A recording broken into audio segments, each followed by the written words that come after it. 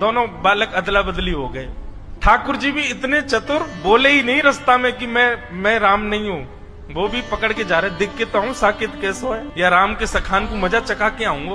अब यहाँ राम जी भी बेचारे चुपचाप बैठे, ना रो रहे हैं ना बोल रहे हैं कि मेरी मैया चली गई है। यशोदा मैया गोद में लेकर के घूम रही हैं। अब दोनों माताओं की स्थिति कैसी है? यशोदा मैया तो पूछ रही है, बोले लाला तो कहाँ है गो, हैं तू ऐसे गुम सुम सो काई को बैठो है, कछु बोल रो है ना कछु कर रो है, ना उछल रो है ना कूद रो है, मक्खन खाएगो? अब राम जी बेचारे बोले गर्दन काय को हिला रो है, बोले चोना है हमको नहीं खाना है। जी कौन सी भाषा लाला? तू तो ब्रज भाषा बोले, ये तेरी ब्रज भाषा तो है ना लाला, तू बोल का रो है? अरे वो कौशल्या को छोरा आयो राम, बातें सीख गयो क्या भाषा है? राम जी चुपचाप बैठे, अब क्या करें। और वहाँ स्थिति क्या है? वैसे ही ठाकुर जी पहुंचे साकेत। अब वहाँ तो बड़े शिष्टाचार मर्यादा रहती है। दशरथ जी महाराज भोजन करने के लिए जब बैठते हैं तो बगल में एक छोटा आसन लगता है, छोटी चौकी पर छोटी थाली में राम जी पाते हैं।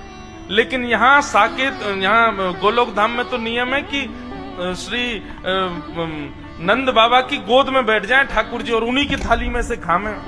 जो नंद बाबा खा रहे हो हाथ पकड़ने पहले मुंह खवाओ फिर खाइयो। यहाँ तो ऐसी लीला है। अब वहाँ दशरथ जी ने कहा आओ राघव आइए बैठिए, छाते हैं साथ में मिलके। बगल पे आसन पर आकर के कौशल्या मैया ने बैठा दिया। ठाकुर जी बोले जे कहा है भैया ये आसन पर मैं तो कभी बैठो ना हूँ। तुरंत चढ़ गए और दशरथ जी की गोद में बैठ गए और गोद में बैठ करके वहीं बैठ गए। वहीं प्रेम, दशरथ जी को भी बड़ा प्रेम लगा। अरे देखो कौशल्या, आज राम गोद में बैठ गए मेरी। शायद इनका भाव है कि गोद में बैठ के लोग आ करके देख रहे हैं और देख करके दूर से ही बलैया ले रहे हैं। आहा, आज राम जी का कैसा प्रेम उमड़ा है अपने पिताजी के ऊपर। दशरथ जी खा रहे हैं और बीच बीच में बड़े शिष्टाचार से खवा रहे हैं ठाकुर जी को। ठाकुर जी के मुंह में उंगली जाए सो उंगली काट जाए दशरथ जी की। दशरथ जी की बोले राघव ऐसे नहीं करते।